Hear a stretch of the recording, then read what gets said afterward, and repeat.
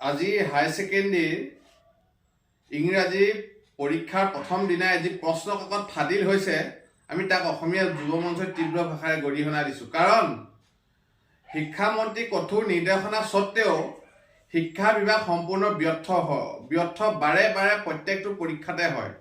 আৰু শিক্ষামন্ত্ৰীজনো সম্পূৰ্ণ ব্যৰ্থ হৈছে। তেওঁ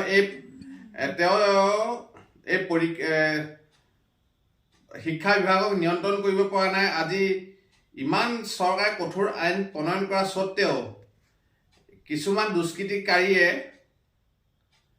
কি কাৰণত এই প্ৰশ্ন কাকত ফাদিল কৰে শিক্ষকৰূপী দুষ্কৃতিকাৰী এচামে, তাক আমি অসমীয়া যুৱ মঞ্চই তীব্ৰ ৰূপে ধিক্কাৰ দিছোঁ।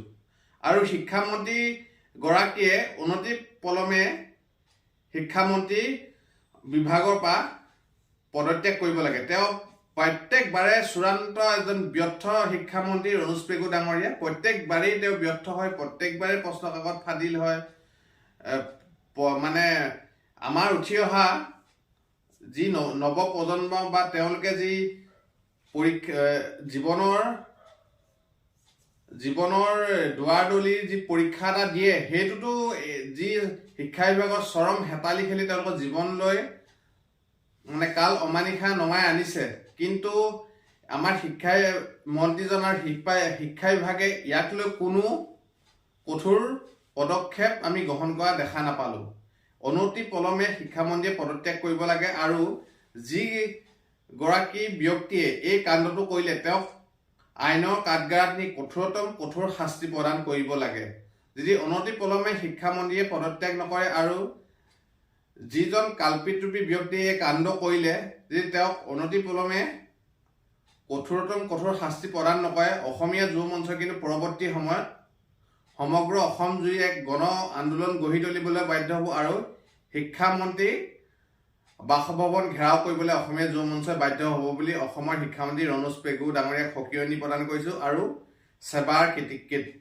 সেৱাৰ বিষয়ববীয়াক আমি অসমীয়া যুৱ মঞ্চৰ তৰফা সকিয়নি প্ৰদান কৰিছোঁ। আজি হায়াৰ ছেকেণ্ডেৰীৰ ইংৰাজী পৰীক্ষাৰ প্ৰথম দিনাই যি প্ৰশ্ন কাকত ফাদিল হৈছে আমি তাক অসমীয়া যুৱ মঞ্চই তীব্ৰ ভাষাৰে গৰিহণা দিছোঁ। কাৰণ শিক্ষামন্ত্ৰী কঠোৰ নিৰ্দেশনা স্বত্তেও শিক্ষা বিভাগ সম্পূৰ্ণ ব্যৰ্থ বাৰে বাৰে প্ৰত্যেকটো পৰীক্ষাতে হয়। আৰু শিক্ষামন্ত্ৰীজনো সম্পূৰ্ণ ব্যৰ্থ হৈছে। তেওঁ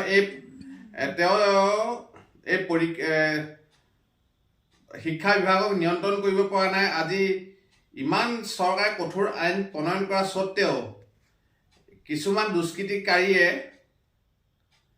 কি কাৰণত এই প্ৰশ্ন কাকত ফাদিল কৰে শিক্ষকৰূপী দুষ্কৃতিকাৰী এচামে,